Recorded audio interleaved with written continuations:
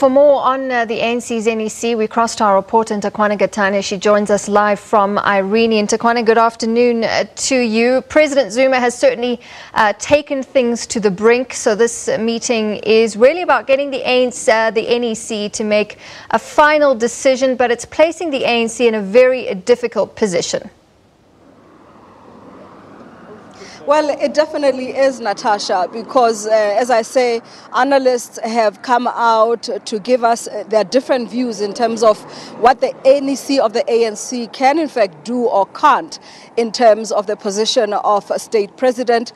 Some say that according to the ANC constitution, NEC or this NEC that's meeting here today can decide to deploy or revoke contracts of public officials of the ANC. And if we're talking about public officials of the ANC, we're talking about people like the president, people who are appointed to parliament, people who take positions of the ANC in parliament. Now, for a president to be elected out of parliament as a member of parliament, they have to first be deployed by the NEC of the ANC. And after that, if they are then removed from parliament as a member of parliament, can they still remain as a president even though they are removed by the ANC? And some of the analysts say, yes, he can. They say that unless the president actually goes ahead and resigns after his membership of the NEC or of the parliament, or as a public of his deployment as a public official of the ANC is revoked,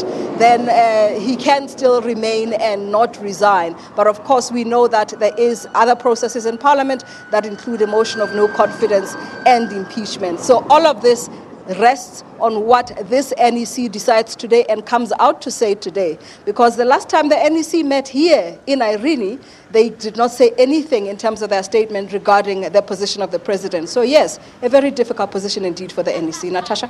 What's the likelihood that President Zuma could defy the NEC's decision? And if he does that, will the ANC go on to have their own motion of no confidence in the president?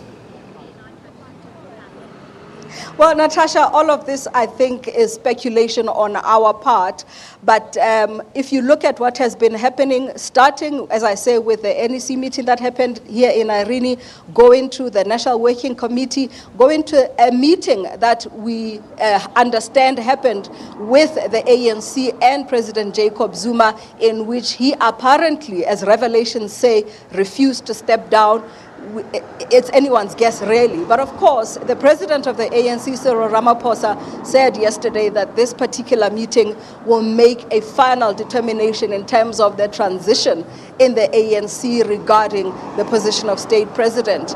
But of course, as I say, other analysts say that the president doesn't have to resign, and only an impeachment process or a motion of no confidence can remove him from parliament. So at this point, really anyone's guess what he will do when this final NEC that is supposed to decide as the president of the ANC says makes its decision. Natasha?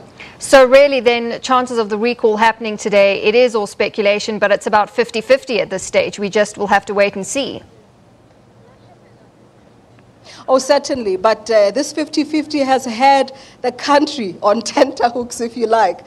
Because if you look at statements that come out of the ANC itself, it is statements that are refuting statements. It is analysis about what can and cannot happen. It is, of course, members of the ANC or people who call themselves members of the ANC now going into Pretoria and saying they want a shutdown because they want the president to resign. But of course, it's not only members of the ANC, it is the whole country. When you talk to people, people say they are tired of this whole discussion. And they're probably even tired of us discussing and analyzing this whole issue in terms of what should and shouldn't happen. But of course, all eyes are here, and the media is here. We are still here even today to find out what this NEC will decide. Natasha? All right, and Nthakoana, thanks so much for that. We'll leave it there for now. I'm sure we'll get back to you in about an hour's time.